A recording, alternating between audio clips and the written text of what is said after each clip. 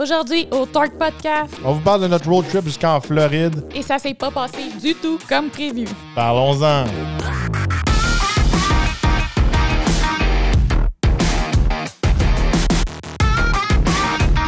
Bienvenue au Torque Podcast. Mon nom est Joel Torque. Moi, c'est Eve Torque. Alors, saison numéro 3 du Torque Podcast. On recommence en force en 2023. On a pris un petit break au début de l'année parce que, justement, on était en Floride.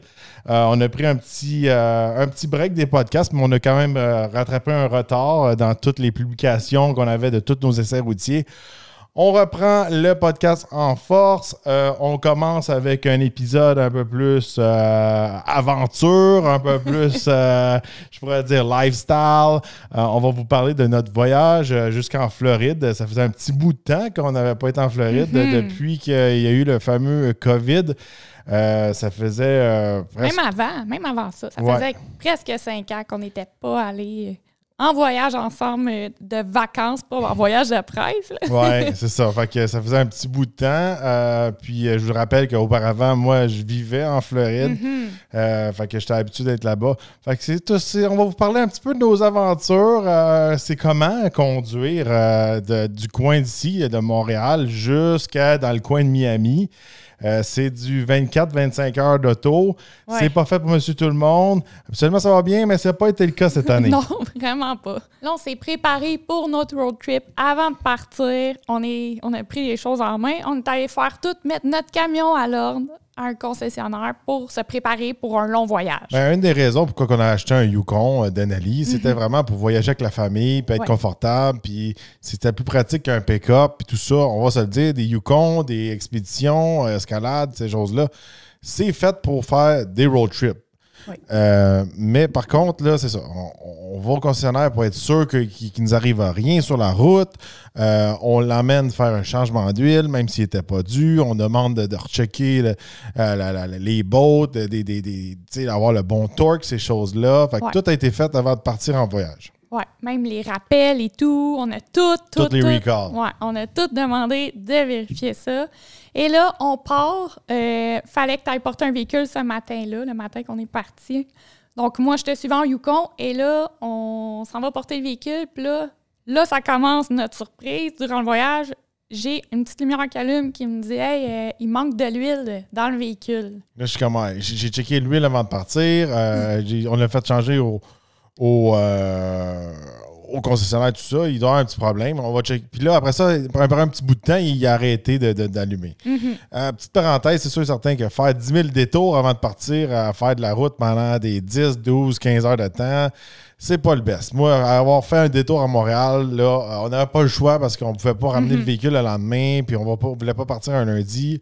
Fait que là, déjà là, on avait comme perdu une partie de notre matinée à rouler. À la place de rouler vers le sud, on a fait un détour vers Montréal qui est un détour qui nous a rajouté un bon 2 heures.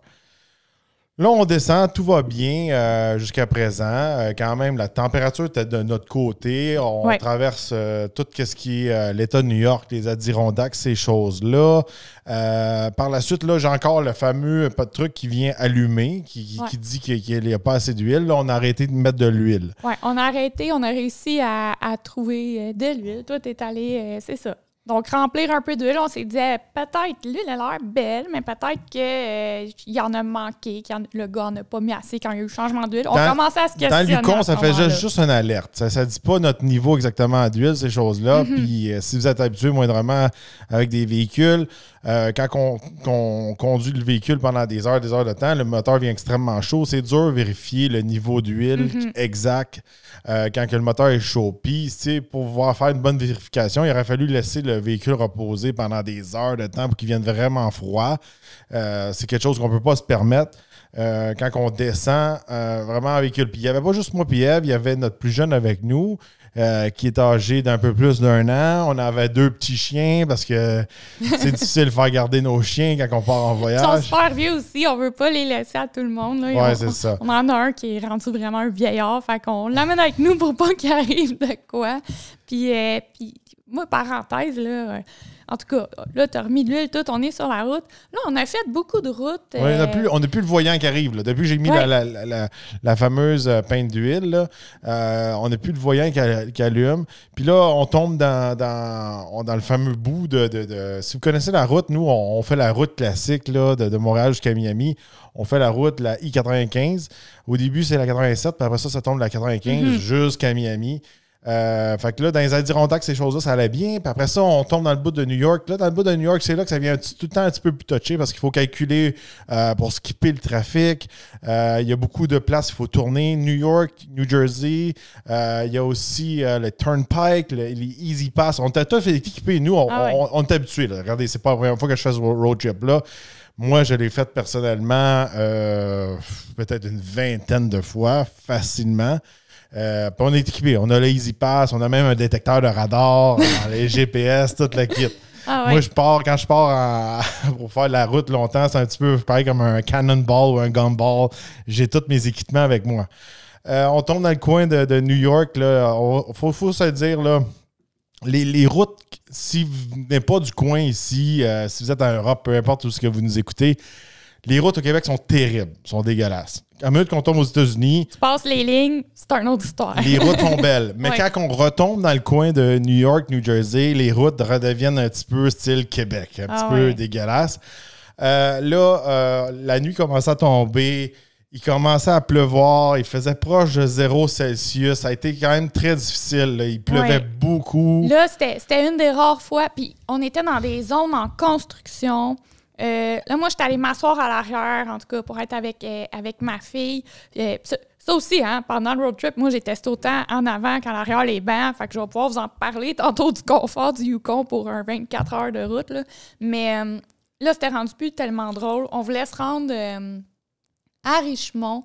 Puis les conditions, là, c'était pas beau. Puis même toi, tu sais, là, on était alerte, on parlait plus, on avait quasiment fermé la musique, là, parce que c'est psychologique, on dirait, là, pour être 100% concentré. Puis on était dans des voies que s'il arrivait un accident, il n'y avait aucun accotement. Tu sais, il y avait comme mis des murs de béton, construction. Puis là, la vision était réduite. Là, à part ça, il y avait beaucoup de trafic qui venait contre nous, qui nous éclairait dans les yeux. Après avoir passé 8-10 heures de route, c'est des trucs qui viennent très achalants et très fatigants. On peut le croiser quand on va faire de la route pendant une demi-heure ou une heure de temps, mais quand on fait beaucoup de route, quand je parle de beaucoup de route, là, c'est quand on fait 10 heures et plus en une journée. Ouais. Peut-être pour vous, ça ne sonne pas. Il y a des gens qui me l'ont dit, 2 heures de route, 3 heures, 4 heures de route, je ne suis pas capable plus que ça. Moi, regardez, moi, je suis quelqu'un d'habitué, puis on se relaye pas pour conduire parce que, regardez, toi, tu t'occupais de notre petite moi, fille. j'avais les chiens. Puis moi, je peux conduire tout le long. Il n'y a pas trop pour ça. Tant que je suis en forme, c'est sûr et certain que je roule gros sur le Red Bull, ces choses-là. Là. Puis j'aime ça essayer des nouvelles affaires. Là, en descendant, je roulais sur du C4. Oui, mais t'as essayé comme du Celsius. Là. Ça, c'est en revenant. C'est en revenant. Oui, c'est vrai, en revenant. J'aime beaucoup essayer les jus énergétiques USA. Puis si vous n'êtes pas au courant, là, il y a une grosse différence entre un jus énergétique au Canada puis aux États-Unis. Les règlements de genre Santé Canada, c'est pas les mêmes. Non, puis juste, moi, tu m'as donné une gorgée, là. C'était n'importe quoi. Mais ça m'aidait vraiment pour conduire, par exemple. Ici, je vais boire un gourou, je suis comme, c'est bon, là. Il me donne, goûte, c'est bon. Je prends une gorgée, je suis comme, OK, j'ai comme les lèvres qui piquent, là. Je suis activée. Ça marche pas. Puis en gros, regardez, le but, toujours, que quand on descend, nous, en Floride, on veut toujours le faire en 2 jours. Alors, on va vraiment dormir juste un soir. Puis nous autres, notre sweet spot entre Montréal et, mettons, Fort Lauderdale, Miami, c'est vraiment Richmond, en Virginie. Ouais. Puis là, c'est ça. Là, on a poussé quand même fort, là, même si ça a été difficile dans le bout de New Jersey, ces choses-là. Là, il a mouillé là, de New York jusqu'en Virginie. Il a mouillé. Ça, c'est comme... C'est plus 6-7 heures de route de temps à mouiller et être dans le noir, c'était quand même difficile. Ouais. Puis quand je dis c'est difficile, c'est pas parce que j'ai de la difficulté à faire le parcours, c'est que dans mes 20 fois que je l'ai fait, c'est une des fois que j'ai trouvé ça le plus difficile à conduire. C'était pas juste de la pluie, tu sais, il y avait comme du brouillard, il y avait... Ça commençait à être glissant aussi. Oui, c'était glissant, puis c'était la construction. C'était tout en même temps dans le noir, puis on était vraiment aveuglés, comme tu dis, par les lumières des véhicules qui venaient en sens inverse. Puis là, moi, c'est sûr, certains, on a poussé jusqu'à presque minuit. T'as quoi, à 10, 11 heures quand on a arrêté, presque minuit. Oui. Ça, c'est mon conseil que je vous donne à vous. C'est sûr, certain que arrêter dans le coin de Baltimore, c'est extrêmement dangereux. C'est très sketch. C'est une des villes les plus dangereuses qu'il n'y a pas aux États-Unis. Je vous recommande pas d'arrêter dans le coin de Baltimore et les environs. Ouais. Washington, extrêmement beaucoup de trafic quand on se réveille le lendemain. Ouais. Puis aussi, les hôtels coûtent plus cher parce qu'on est proche de Washington, D.C. Fait que là, en pleine nuit, on a passé à travers Washington. Puis quand il y a beaucoup de trafic, c'est le fun parce qu'on peut vraiment passer dans Washington puis on passe à côté du Capitole, on voit le Pentagone, on voit tous les monuments, ces choses-là, le Lincoln, patente, là, tout ça. Ah non, mais ça, c'est cool. C'était le fun. Ouais. C'est le fun parce que, tu sais, des fois, quand tu es sur la route, tu passes à côté d'une ville, mais tu ne vois pas qu'est-ce qu'il y a des choses à voir. Mais quand on fait le fameux road trip de descendre tout à travers les États-Unis, il y a certains endroits qu'on voit quand même des landmarks qu'ils appellent en anglais. Quand on est proche de New York, on voit quand même New York au loin. On voit le nouveau World Trade Center puis ces choses-là. Ouais. On est capable de voir l'Empire State Building puis ces choses-là. Ça, c'est le fun. Mais je pense que Washington, c'est celui qui est le plus cool dans la gang, qui est plus... un icône un peu plus comme dans les films, là, qu'on voit vraiment les landmarks sans vraiment rentrer dans la ville en restant sur l'autoroute, je pourrais dire. Oui, non, c'était bien le fun. Même s'il faisait noir, c'était quand même vraiment bien éclairé. J'ai bien vu justement la Maison-Blanche et tout. C'était le fun. Mais en tout cas, fait que là, on poursuit. On la voit pas, la Maison-Blanche. Ça, c'est le Capitole. C'est quoi, le Capitole? Il y a plein de monde qui se tombe avec ça. Pourquoi j'ai dit la Maison-Blanche? La Maison-Blanche, c'est vraiment la patente carrée où ce que le président est. Oui, mais je le sais. Le Capitole, c'est où il y a tous les sénateurs. Non, mais tout le monde, il y a beaucoup de gens qui mélangent les deux. Ah oui, non, t'as raison. Je sais pas pourquoi je dis ça. Mais en tout cas, fait qu'on a tout vu ça, là, on a continué. Là, après ça, ça allait être un petit peu mieux jusqu'à l'hôtel. Tu sais, un coup qu'on est sorti tous les travaux et tout. Là, on n'avait pas eu de message d'huile. On n'avait toujours eu de avant d'arriver en Virginie, on passe par une petite autoroute qui est assez unique que je voulais montrer à Eve en descendant, parce que Eve, des fois, elle dort ou elle est dans la lune, puis elle n'aime pas tout le temps ça que j'y montre des affaires. Mais moi, je trouve que c'est important de montrer des trucs. C'est important de montrer des trucs. Quand on passe là, tu regardes ce qui se passe. Peut-être que tu ne repasseras plus jamais là de ta vie. Il y a un fameux segment d'autoroute, je pourrais dire, après Washington ou dans Washington, dans le coin, là, le Virginie, ces choses-là. Là, c'est un petit peu que... Là, il y a la NASA, il y a la CIA, il y a le NSA. Oui. Tous les trucs que tu vois dans les films américains là, de police, ils sont comme toutes là. Puis c'est comme toutes des sorties qui est marqué genre... personnel autorisé seulement. Employé seulement. Ça te prend un badge pour prendre la sortie de l'autoroute. C'est des coins cool. C'est des affaires qu'on ne voit pas ici au Canada. Ouais, c'est le fun. Fait que, puis tout le long, il y a comme des petites clôtures en roche, tout ça. Puis si vous avez fait le chemin, vous savez quel coin je parle. Mais bon, on s'est rendu en Virginie. On a été capable de céduler notre hôtel. Puis aussi, il faut le dire aussi vite fait, quand on descend, nous, on ne prend pas le temps vraiment de s'arrêter puis manger. On prend quelque chose de vite fait au McDo puis on continue la route.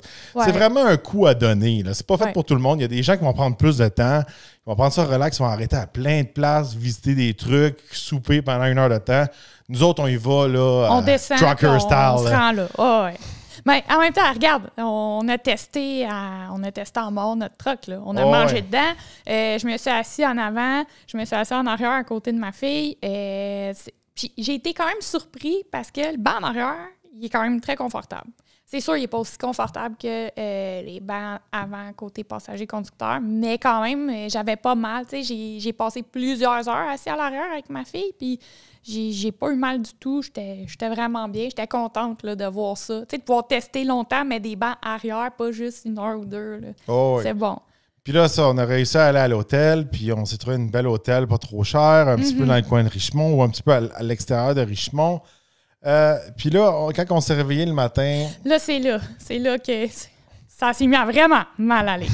Donc là, on se lève, on savait, OK, go, Jules rouvre la toile de la fenêtre. Là, on est comme au 2e étage. J'essaie étage. toujours de stationner mon camion pour que de ma chambre d'hôtel, je suis capable de voir notre camion. Il faut se dire, on amène beaucoup d'équipements avec nous, beaucoup de trucs dans notre camion.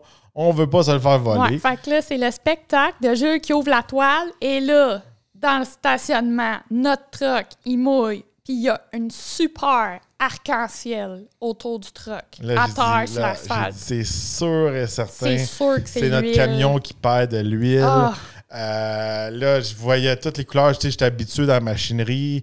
J'ai dit, là, j'avais comme encore espoir. J'étais comme, peut-être c'est pas notre truck, sauf que, excuse, il y a comme 5 trucks dans le parking, puis c'est sûr que c'est nous autres. Il faut vraiment être malchanceux si on s'est parké dans un spot que quelqu'un d'autre avait perdu de l'huile, ces choses-là. Là, j'ai dit à Eve, on n'a pas le choix, on va aller au concessionnaire. On va aller faire checker ça, qu'est-ce qui se passe. Il n'y a pas quelque chose de brisé ou quelque chose de mal vissé, ces choses-là. On trouve un concessionnaire local qui est vraiment un concessionnaire GMC. Ouais, qui a un gros concessionnaire. Un gros concessionnaire, tout ça. Là, on arrive là-bas, à l'ouverture, je vais voir au service, regardez, j'ai dit, regarde, moi j'ai un Yukon Denali, ma famille est dedans, je viens du Québec on est à Richemont. Montréal est à 12-15 heures de route. Ouais. Ma famille est dans le camion. Ma femme est là avec mon bébé, mes chiens, ces choses-là. J'ai dit, peux-tu me faire une fleur, checker mon camion? Je pense que... on perd de l'huile. Je perds de l'huile, mais je pense que c'est pas grave. Je pense peut-être que c'est le filtreur ou peut-être la fameuse botte pour revisser. Il y a quelque chose qui a été revissé mal. Ouais. Je suis convaincu que c'est ça. Fait que là, le gars il me dit, ben là, dis-moi, je suis booké, puis j'ai pas grand staff à matin. Il va falloir que tu attendes 2-3 heures de temps. J'ai dit, je peux pas attendre 2-3 heures de temps. Je suis en train de faire un road trip. Ouais.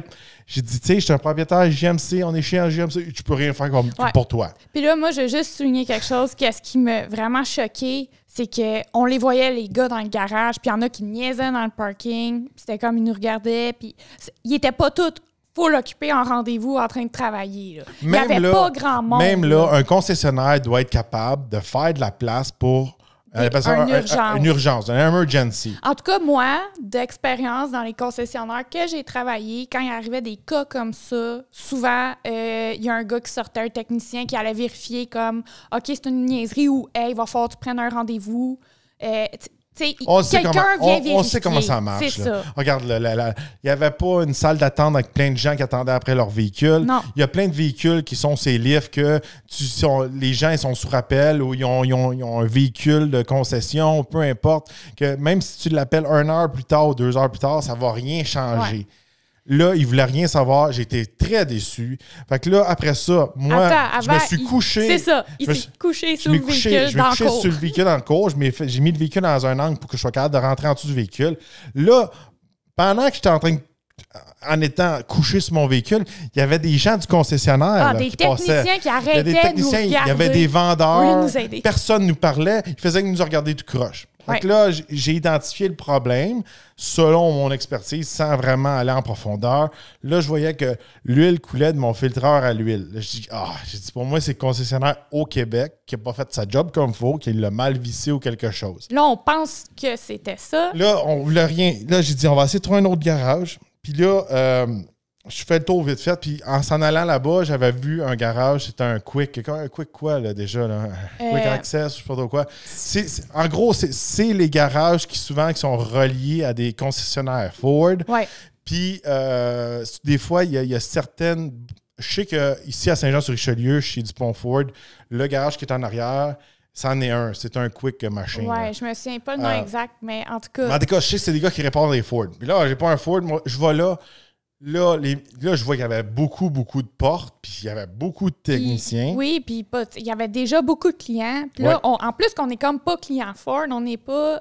là, Jules est comme, je vais essayer de rentrer. Puis là, on est au level que notre truck commence à sentir brûler. Là, on est comme là, c'est assez. On peut brûler le moteur. On panique. On voulait pas aller plus loin parce qu'on pouvait scraper notre camion, on pouvait brûler le moteur littéralement. Ah ouais. Quand un moteur a plus d'huile dedans, vous pouvez le saisir. Si vous ne savez pas qu'est-ce que ça fait, là, les pistons vont rester coincés, le moteur va surchauffer. Après ça, il faut changer le moteur.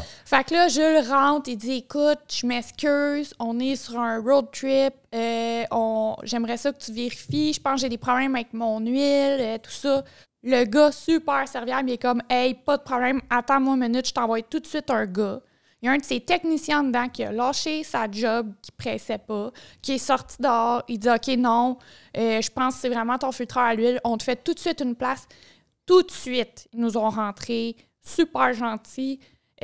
Techniquement, c'est un garage Ford. Ouais. On était, tu sais, on n'est pas clients. Tu sais, si tu vois, franc, c'était une place que je connaissais parce que moi, avant, j'ai toujours eu des Ford. Ouais. J'ai eu un Raptor, j'ai eu une Mustang, etc., etc.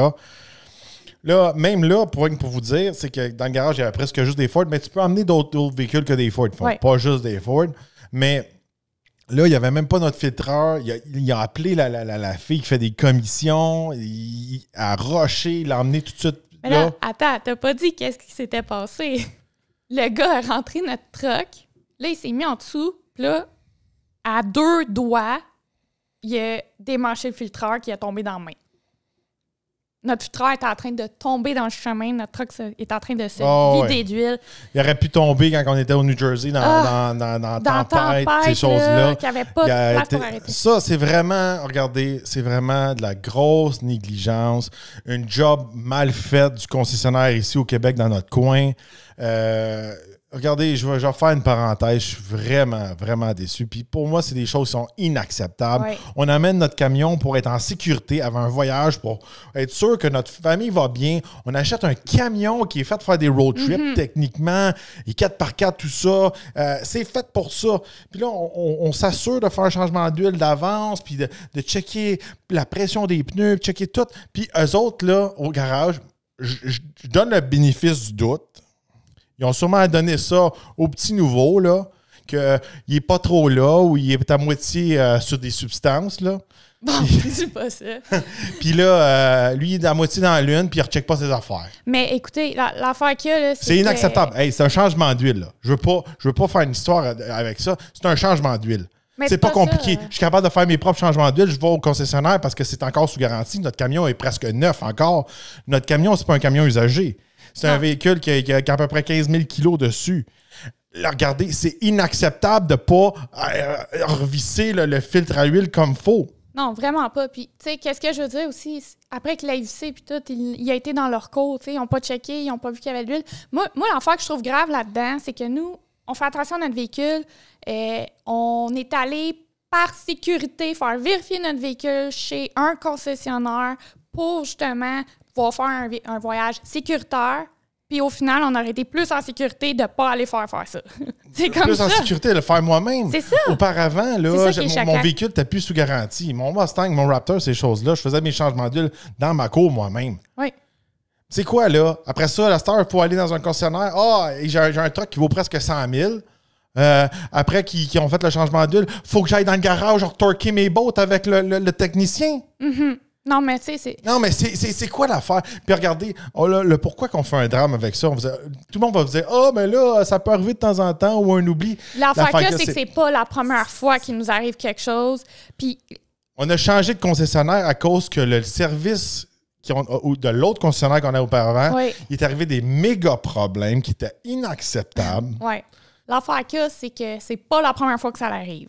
Non, l'autre concessionnaire qu'on a dû quitter pour le concessionnaire actuel qui a fait l'erreur, il y a beaucoup de trucs qui est arrivé avec mon Sierra AT4. Mm-hmm. Premièrement, on a fait changer des roues. Encore là, une opération très simple, comme un changement d'huile. Ils ont toutes magané nos roues, ils ont graffiné. On n'a pas été remboursé, on n'a pas eu d'excuses, rien.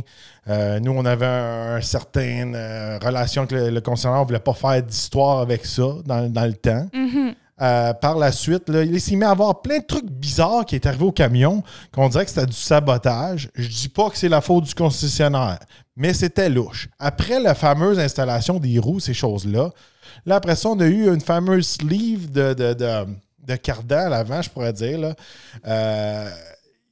là, celle-là, elle s'est mise à être fendue. Le camion était flambant en eux. Au début, on pensait pas que c'était ça. Au début, on voyait de la graisse dans la roue en avant. Puis là, on disait, c'est sûrement quand ils ont fait le changement de pneus. Mais là, on avait dû rechanger les pneus parce qu'on avait mis des pneus pour shooter des choses. On avait changé les roues. On changeait souvent les mags dans ce temps-là. On avait un partenariat avec une marque de mag. Fait qu'on changeait nos mags à tous les 2-3 mois. Là, cette fois-là, on est allé voir mon père qui avait un garage dans ce temps-là encore.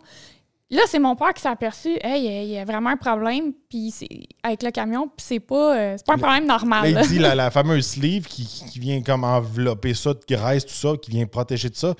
Il a vraiment été comme un coup de couteau dedans, où elle aurait fendu, mais elle est neuve. C'est des genres de choses qui peuvent arriver avec le temps quand que le caoutchouc vient vieux, qui sèche, c'est ça, puis où on l'accroche, ces choses-là. Le camion,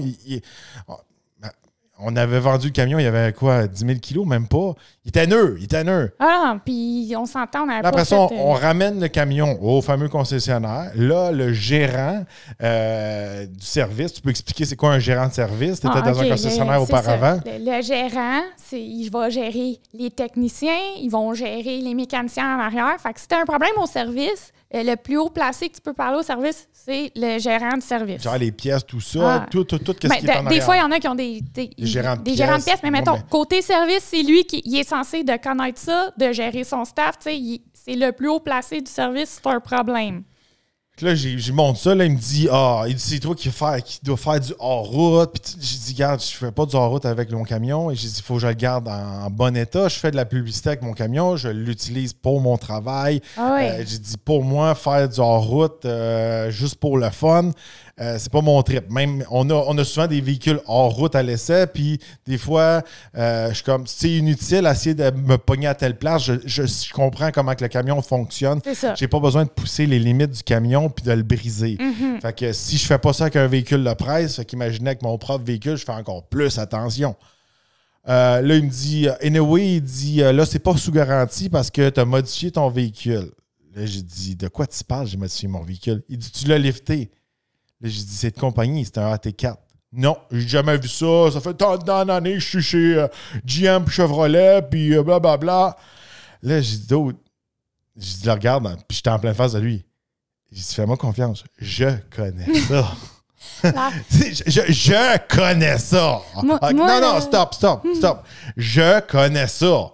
Je suis pas un monsieur. Regarde, c'était mon camion. Je suis un espèce de chroniqueur journaliste automobile. Je sais de quoi je parle. Puis en plus, je venais juste de sortir de voyage de presse avec le ZR2, avec l'AT4, avec GM. Puis en plus, je sais pas si tu t'en souviens, cette année-là, j'ai eu une formation à Oshawa avec GM sur tous les produits GM, dont les camions. Puis en plus, j'avais une formation spécialisée en camions. Tu peux pas dire que je connais pas ça. Moi, ce qui m'a explosé la tête à ce moment-là, c'est que, OK, oui, nous autres, on connaît ça, mais monsieur, madame, tout le monde, que tu es censé d'avoir un bon service à un concessionnaire, tu t'en vas t'adresser au directeur du service d'un concessionnaire. Puis il connaissait tellement pas son produit, puis il nous ostinait qu'on avait nous-mêmes lifté notre pick-up qui était en T4. Il me croyait pas. Puis là, il croyait pas que le véhicule sortait comme ça de compagnie. Il a fallu que j'aille parler au gérant des ventes à ce concessionnaire-là pour lui dire, regarde, va parler à ton gérant des services. Là. Il sait pas qui je suis, puis je veux pas faire la carte, hey, je suis un tel, puis blablabla. Non. Je dis que j'ai raison, puis va faire former ton staff, va leur dire c'est quoi un AT4, va leur dire que c'est un lift de compagnie. Mm-hmm. Puis après ça a été hyper compliqué. Commander les pièces à faire là. Toutes les choses qu'elle essayait de me dire, on disait qu'elle essayait de me crosser, puis il me respectait pas. Tu sais, là, j'ouvre une parenthèse, là, c'est pas correct, là.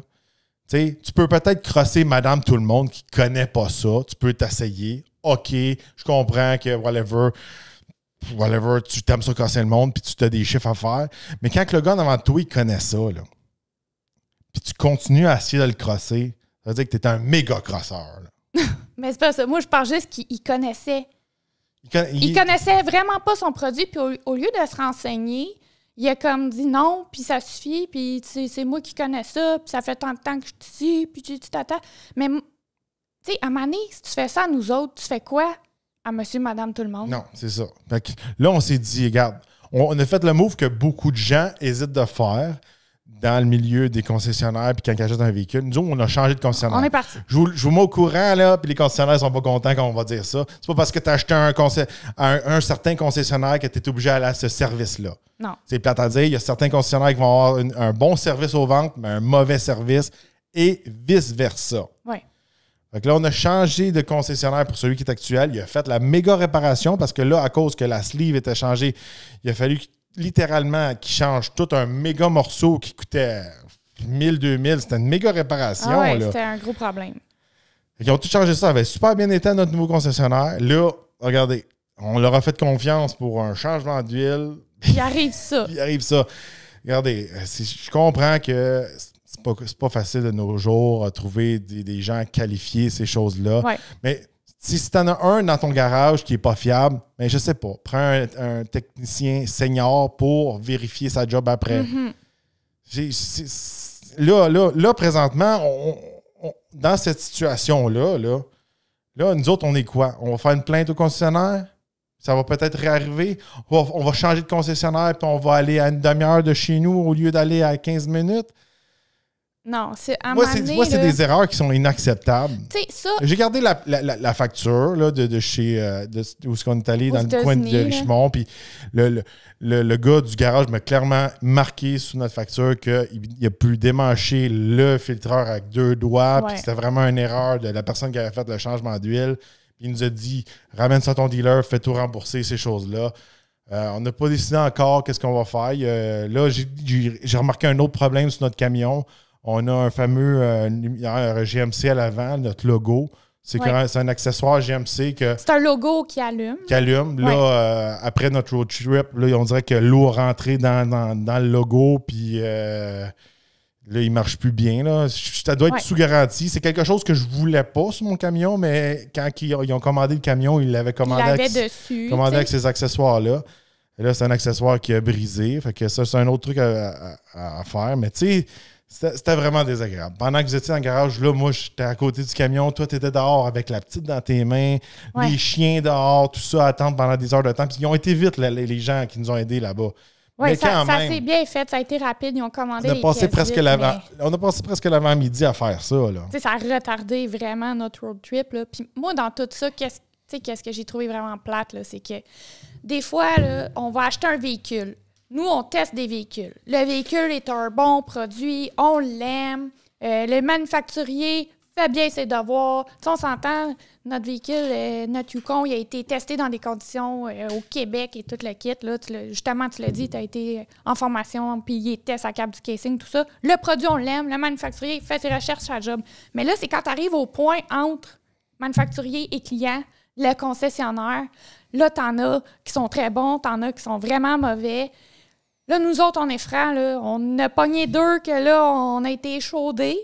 Ouais. Mais moi, j'aime mon camion quand même. Non. Puis, tu sais, il y a plein de monde, des gens, des fois, là, on voit jouer des commentaires sur vous êtes vendu américain, vous aimez GM, vous avez un GM, c'est sûr, certains, vous avez aimé GM. On vous le dit, là. On aime notre Yukon. On l'adore. Mais le service, on a fait 2 concessionnaires, puis c'est quand même des concessionnaires avec des bonnes réputations, puis au service, c'est pas bon. Est-ce que c'est le cas dans tous les concessionnaires GM? Est-ce que c'est dans le cas de tous les concessionnaires de toutes les marques à cause qu'il y a une pénurie côté staff, ces choses-là? Peut-être, regardez. Mais qu'est-ce que je veux dire, c'est que au montant qu'ils chargent à l'heure, puis c'est des techniciens qui sont supposés être formés. Puis, on faut toujours pousser, veut pas, on est là-dedans, nous, avec les manufactures, ces choses-là. Aller au concessionnaire, c'est une place qui est plus fiable que chez Joe Blow Mécano. Bien là, qu'est-ce qu'on vous dit? C'est qu'à date, l'expérience qu'on a eue, c'était plus fiable chez Joe Blow Mécano. C'est ça. On a un véhicule neuf. Oui, puis moi, c'est ça qui me choque parce que, comme je l'ai dit, j'ai déjà travaillé dans des concessionnaires. Puis les situations qui nous sont arrivées là, c'est des choses, ça n'arrivait pas tant. Ça n'arrivait pas vraiment. Moi, il me semble, quand je travaillais au concessionnaire, puis quelqu'un arrivait, « Hey, j'ai un problème avec mon auto. » je ne serais pas gênée, je vais même le dire. Là, quand j'étais au Mercedes, j'ai travaillé déjà chez Mercedes, il y a une cliente qui est arrivée, elle a dit « Mon Dieu, j'ai un rendez-vous à Montréal, mon auto, il fait un bruit, nanana. » Puis les gars étaient loadés dans le garage. Là. C'était le temps des pneus. Là. Les gars étaient dans le jus. Le gars a dit « Attendez, madame, j'envoie tout de suite quelqu'un vérifier. » Il a pris le temps d'aller vérifier quand il était dans le jus. Là, écoute, on a eu une mauvaise expérience avec 2 concessionnaires GM du Québec. Un avec puis un aux États-Unis. Là, c'est comme, OK, c'est pas censé être comme ça. C'est quelque chose que tu veux. C'est bon pour ta marque. Oui. Tu vas sur le chemin, puis après ça, s'il arrive un problème, tu vas dans un concessionnaire de ta marque sur le chemin. T'es censé être en sécurité. Le manufacturier, il encourage ça dans le GPS, il est marqué, va à tête ton concessionnaire qui est là. Puis, mettons, tu vas peser sur OnStar. OnStar va te dire, tel concessionnaire pas loin là. Puis là, tu arrives là, puis il te reçoit comme de la marde. Puis les gars te regardent les bras croisés dans le cours pendant que t'es couché à 4 pattes en dessous de ton truck. Je veux pas qu'on parle pour qu'on est pour un autre. Dans ce domaine-là, on va se dire, c'est l'argent qui mène ces choses-là. On n'arrive pas avec, je sais pas, un vieux Sunfire ou un AVO là, qui vaut plus rien. On arrive avec un Yukon Denali qui vaut presque 100 000, puis ça nous reçoit comme ça. Moi c'est qu'est-ce que Jules veut dire en disant ça, là, pour ceux qui ne comprendraient pas, en tout cas, je vais le clarifier, c'est que si même toi qui as dépensé ce montant-là dans un véhicule qui est neuf, t'arrives là, tu te fais recevoir comme de la merde. Tu reçois comment ceux qui ont des véhicules usagés? Ouais, c'est un vieux char, mais tu veux aller au concessionnaire parce que tout le monde te dit que c'est ça qu'il faut faire. C'est grave, là. C'est vraiment plate. Ouais. D'accord, on veut pas trop étirer là-dessus, mais on vous en fait pas. On vous le dit, c'est arrivé. Le reste a super bien été, à part comme là, notre logo, comme tu as dit. Notre logo qui allume, GMC, on dirait qu'il y a de l'eau qui est rentrée dedans, puis il allume plus tout au complet. Moi, ça me fait un peu chier. Mais c'est des choses qui arrivent, c'est des véhicules, c'est de la mécanique, c'est de l'électronique. Mais là, on vous met au courant. Il est arrivé ça. Oui. Je vais être franc, pour boucler un peu le truc des concessionnaires.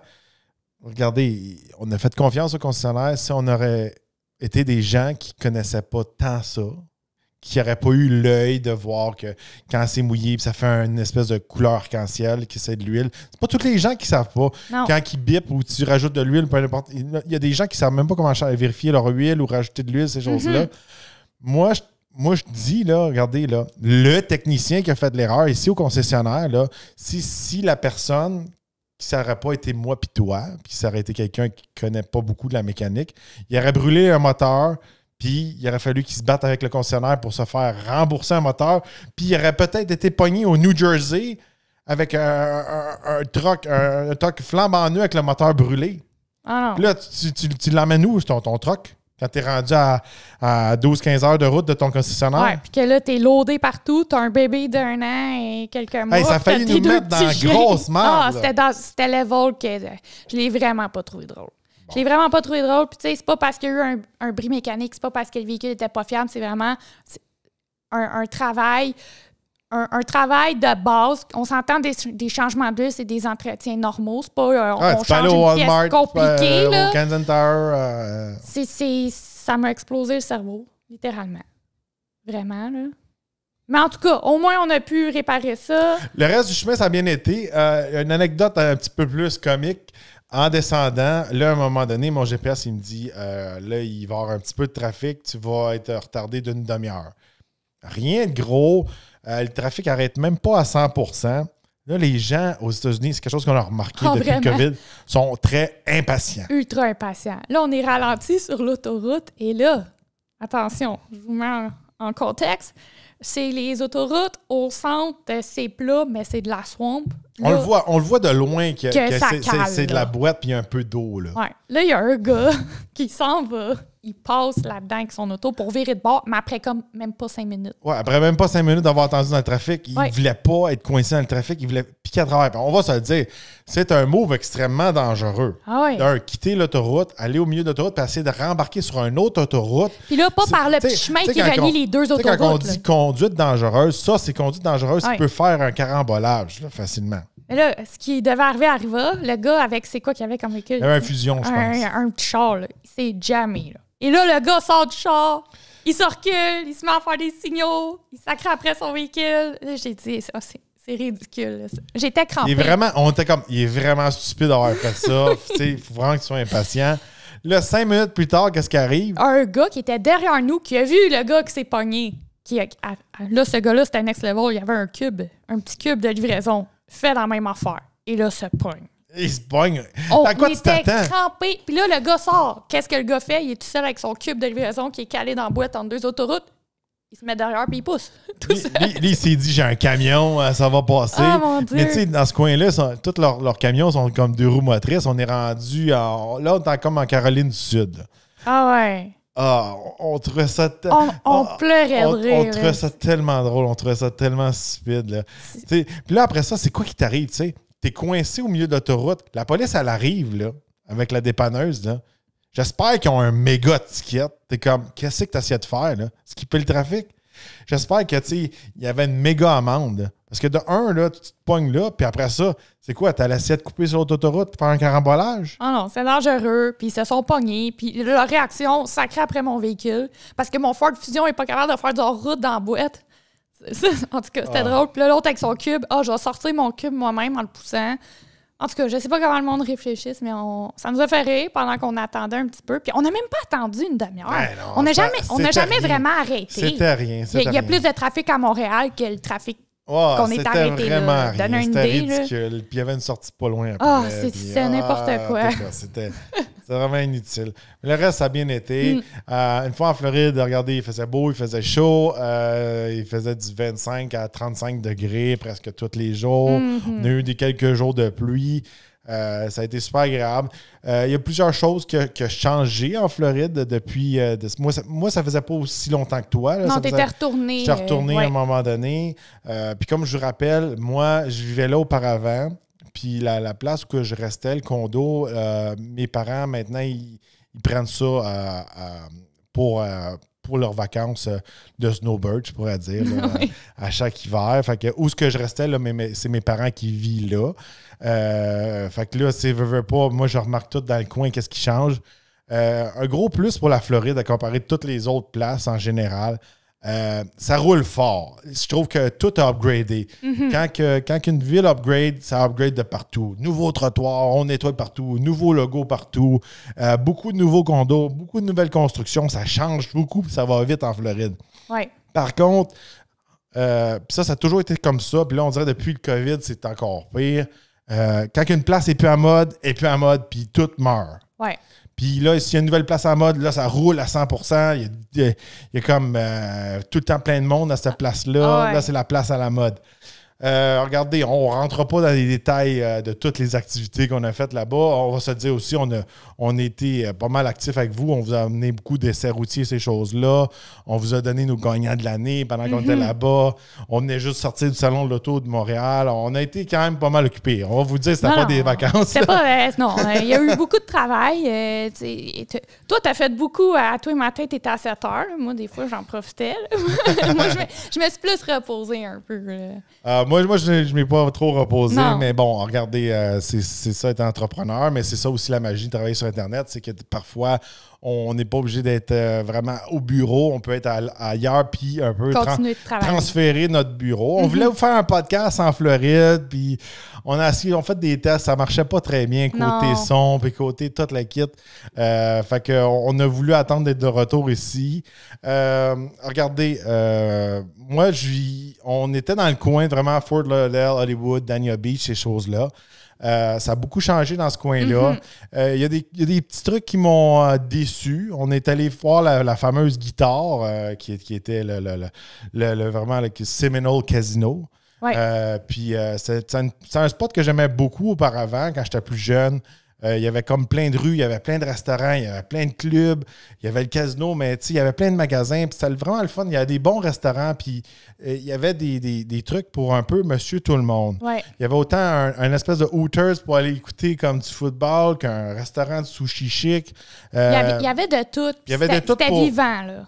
Là, ils ont tout rasé ça pour mettre la grosse guitare. C'est bien impressionnant de voir la grosse guitare en vrai. Mais aller là-bas, c'est très décevant. Ouais, moi aussi, j'ai été déçue. Puis, tu sais, c'est pas pour Là, dire... il n'y a plus de rue, là. Là, si vous aviez connu qu'est-ce que nous, on a connu auparavant, les rues, puis tous les petits bars, ces choses-là, il n'y a plus de ça. C'est Non. tout à l'intérieur, comme de la guitare. Ouais. Tous des magasins extrêmement chers. Tous les restaurants coûtent très cher. Il y a une grosse salle de spectacle qu'on n'a pas eu l'expérience d'avoir. Mais je pourrais vous dire, ça ne vaut plus la peine d'aller là, à moins que si vous voulez aller jouer au casino ou voir un spectacle.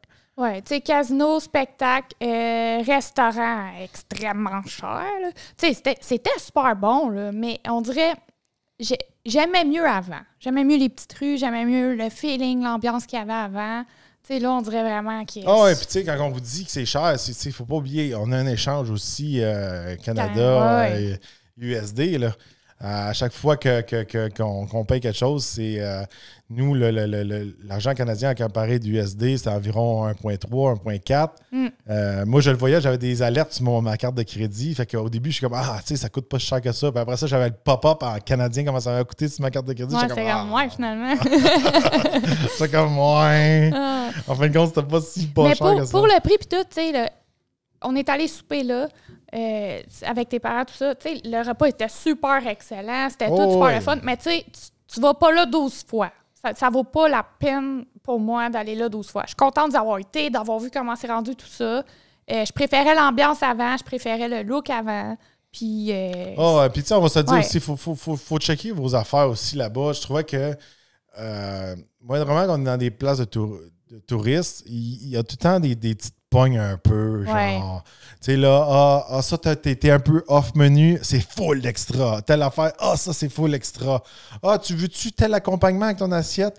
Mais il te le dit pas que, genre, tel accompagnement avec ton assiette, c'était pas inclus dans ton assiette. Non, c'est ça. C'était comme, il te charge littéralement un autre assiette. Puis, tu sais, on s'est fait avoir une couple d'affaires. Même si j'avais l'expérience, on s'est fait avoir une couple de fois. Puis, c'est des trucs qui remontent la facture. Puis, des fois, tu sais, tu sors de là, t'es comme, ouais, c'est choquant, ça. C'est plate. Puis, tu sais, aussi, il faut le dire aussi, les serveurs là-bas, là, ils s'attendent à avoir un 20 à 30 % de pourboire. Là. Puis ils te le disent, ils te le demandent. Puis des fois, ils te le mettent sur la facture. Puis ils te redemandent un supplémentaire. Ça. Des fois, tu es obligé de payer 20 % puis ils te redemandent un autre type par-dessus. Si vous êtes habitué, comme ici au Québec, donner un 15 %, c'est pas la même game là-bas. Mais là-bas, c'est comme 20, on le met sur la facture, puis donne-moi-en plus sur le side aussi, puis tu le fais pas, on va te regarder. Ouais, c'est ça. Ben, en gros, on ne tombera pas trop dans les détails de tous nos trucs personnels, là, mais des trucs que j'ai remarqué côté automobile, la flotte d'auto, je pourrais dire, qu'est-ce qu'on voit sur les routes, ça a beaucoup changé. Oui, beaucoup. Avant, il y avait beaucoup d'autos modifiés, il y avait beaucoup d'autos avec des gros mags, beaucoup d'autos avec des gros systèmes de son ou des grosses modifications à la Fast and Furious. Ça, il n'y en a presque plus. Non, on voit que moins. le tuning puis l'aftermarket a pris un gros coup. Ouais. Un autre secteur qu'on dirait qu'il a pris un gros coup aussi en Floride, pendant qu'on était là-bas, j'ai vu beaucoup moins d'exotiques. Ouais. Porsche, Ferrari, Lamborghini, ces choses-là. On en voyait vraiment beaucoup avant. Puis là, on dirait que les riches ils ont de la misère de ce temps-ci en Floride, je pourrais dire. Ou sont partis tout ailleurs, je sais pas. Non, mais c'est comme... en Floride, il y a comme... En Floride, je pourrais dire, quand tu es riche, c'est pas que tu vas avoir une escalade. Là-bas, c'est vraiment que tu as une Ferrari aux affaires, là. Mais je pourrais dire cette classe de personnes-là, que souvent, ça va être souvent ceux-là qui vont avoir des gros mags, qui vont avoir un rap qui flash sur leur auto. On dirait que de ce temps-ci, ils ont de la misère. Ouais. Puis on dirait qu'il y a l'autre classe, les super riches. Ouais, genre les Rolls-Royce et compagnie. Ceux qui ont des yachts, ces affaires-là. Ça, on en a vu plus. On a vu beaucoup de Rolls-Royce, Cullinan, puis des affaires de même. On a vu vraiment des trucs qui valaient extrêmement cher. Ça, on en a vu. Fait qu'on a vu que les super riches sont encore plus riches qu'ils étaient. Mais la classe juste en dessous, on dirait qu'il y en a moins. Puis un auto qu'on ne retrouve pas tellement ici au Canada, puis qu'on a eu l'essai, nous, puis j'ai vu qu'aux États-Unis, j'ai remarqué qu'il y en avait beaucoup. C'est une Kia K5. Les Kia K5, on n'en voit quasiment jamais ici au Québec. Là-bas, à la tonne. On dirait que c'est comme le vendeur. Je pourrais dire qu'à un moment donné, c'était comme le Toyota Camry. À un moment donné, c'était le Nissan Altima qu'on voyait beaucoup en Floride. Là, qu'est-ce que j'ai remarqué beaucoup qu'on voit en Floride? Kia K5, puis Hyundai Elantra, j'en ai vu beaucoup. J'étais surpris de ça. Moi, j'ai vu beaucoup aussi Alfa Romeo. Ouais. Maserati, beaucoup. Plus Maserati. Ouais. Maserati plus qu'Alfa Romeo. On a vu extrêmement beaucoup de Levante, de Ghibli, ces choses-là. Des fois, quand on les essaie ici, ils sont comme personne n'achète ça. Là-bas, toutes les couleurs, Là-bas, on les a toutes vues. Oh oui, on en a vu à la tonne. Ouais. Les concessionnaires là-bas aussi, quand on passait devant, pas beaucoup d'inventaires de véhicules neufs, beaucoup de leur cours est rempli de véhicules usagés. Il n'y avait pas beaucoup d'inventaires. Puis c'est des gros dealers qui roulent fort. D'habitude, c'est plein. C'est comme Mercedes, Fort Lauderdale, puis BMW, Fort Lauderdale, c'est des gros concessionnaires. Puis si vraiment il y a des concessionnaires qui peuvent avoir moindrement de l'inventaire, c'est ces gros concessionnaires-là, puis c'était pas le cas. Fait qu'on n'est pas seul au Québec avec un inventaire. Un problème de se faire fournir des véhicules neufs. On l'a vu là-bas aussi. Même là, on a passé devant une couple de concessionnaires qui se spécialisent dans l'exotique.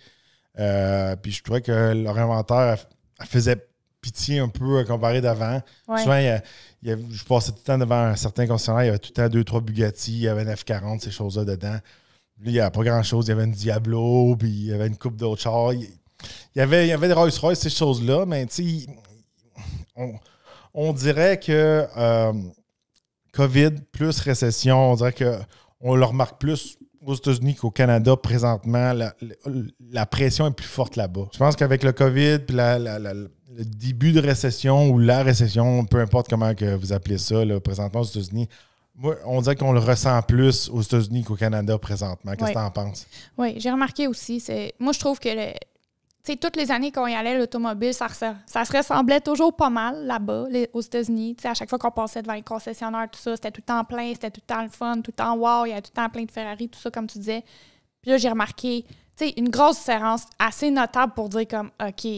Les gens, j'ai remarqué que les gens étaient plus impatients. Aussi, beaucoup. Plus agressifs. Mm-hmm. Sur la route, ça te coupe, ça crie après toi, les klaxons. Je trouve qu'il y a plus de trafic.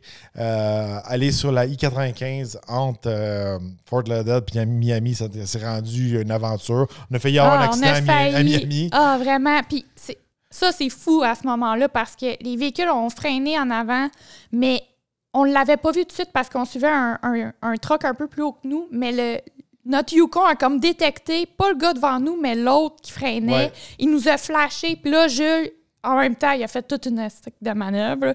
Il a vu dans son miroir que le gars en arrière s'en venait super vite. Le truck averti. Il a freiné, il a donné un coup de roue. On s'est tassé sur l'accotement. On était rendu... On était sur le côté. Puis le gars derrière nous, quand il a réussi à arrêter de freiner, mais il nous avait dépassé. Ça veut dire qu'il nous aurait embouti au complet. C'est ça. Il a tout pris la place du Yukon. Ses roues étaient égales au nôtre quand il a arrêté. Fait que c'est sûr et certain qu'il nous rentrait dedans ou qu'il allait nous frapper fort. Ça, c'est un gros plus pour notre Yukon. Regardez, il y a une espèce de truc rouge qui vient projeter dans la vitre. Puis j'ai aussi une vibration qui va dans mes fesses pour me donner dans le banc pour un dire, peu hey, réveille-toi. À cause du Yukon, là, vraiment, là, j'ai eu le temps d'avoir un bon réflexe. Un bon réflexe, une réaction, ces choses-là. Encore là, on reparle des gens qui étaient impatients.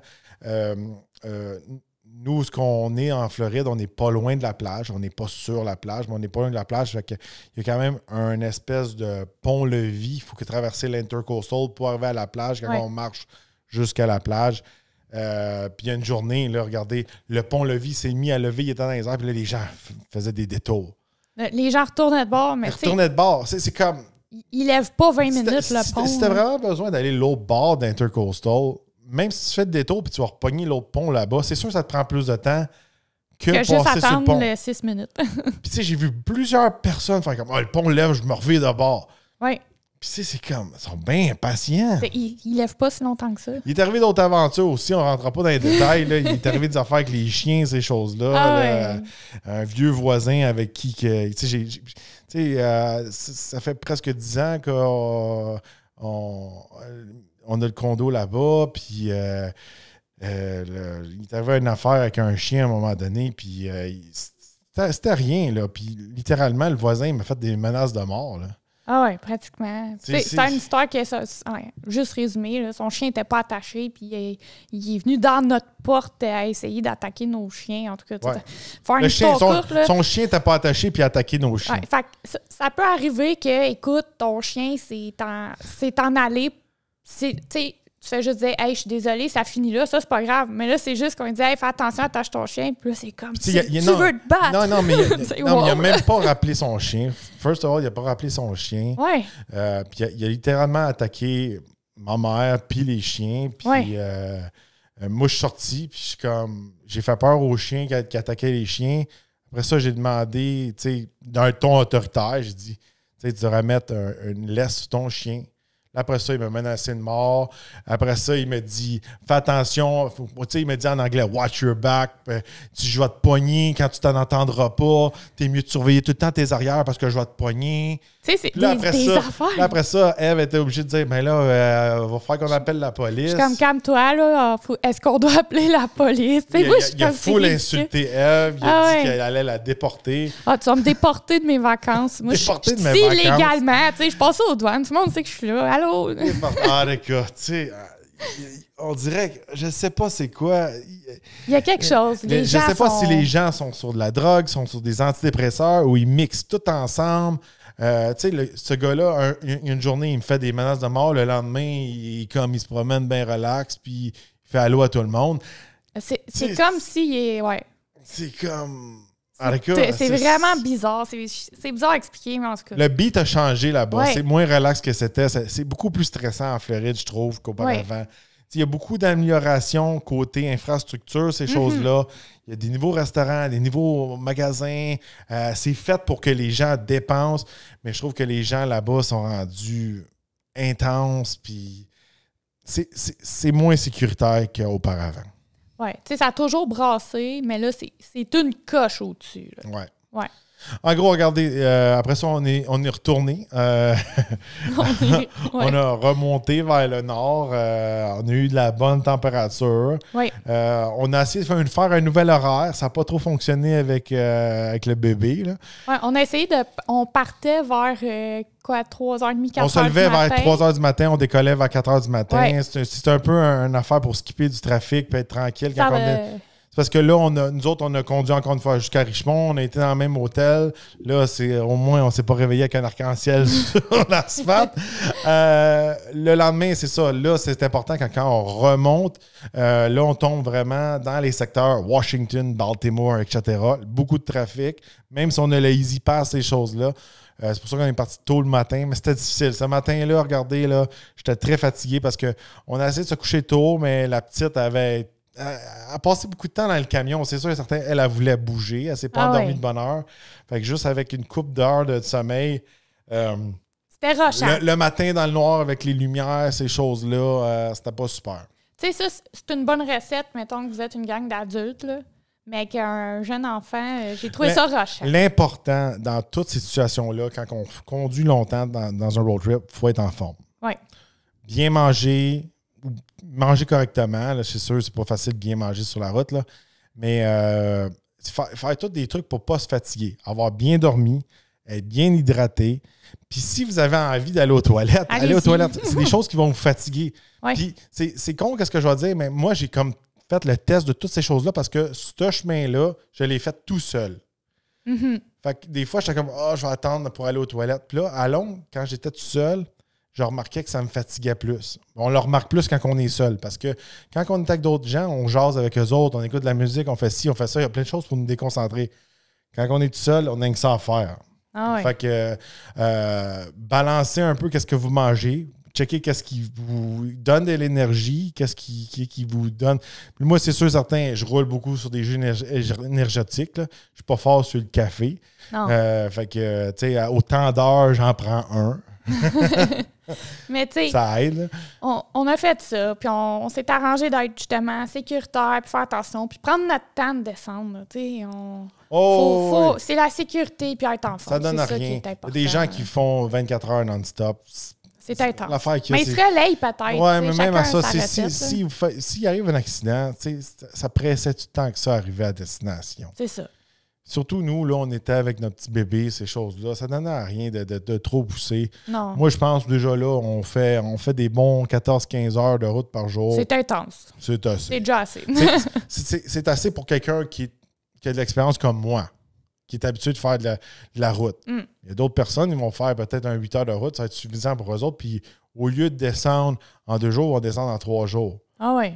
C'est ça qui est important. Puis, tu sais aussi, là, si tu le fais d'une shot ou tu le fais d'une façon full intense, mais quand tu arrives à destination, tu es scrappé. Ah oui. T'as une journée ou 2 à t'en remettre. Oui. Alors, c'est ce qui conclut un peu notre épisode sur le road trip. Dites-nous dans les commentaires, est-ce que vous avez déjà fait le fameux chemin entre Montréal et Miami? Est-ce que vous aimez ça, les épisodes comme ça, des anecdotes un peu plus lifestyle, personnel, mais quand même relié à l'automobile, de nos aventures qui est arrivé. Est-ce que vous avez déjà eu des mésaventures, vous aussi, durant un road trip? On aimerait ça savoir un peu de votre côté qu'est-ce qui est arrivé.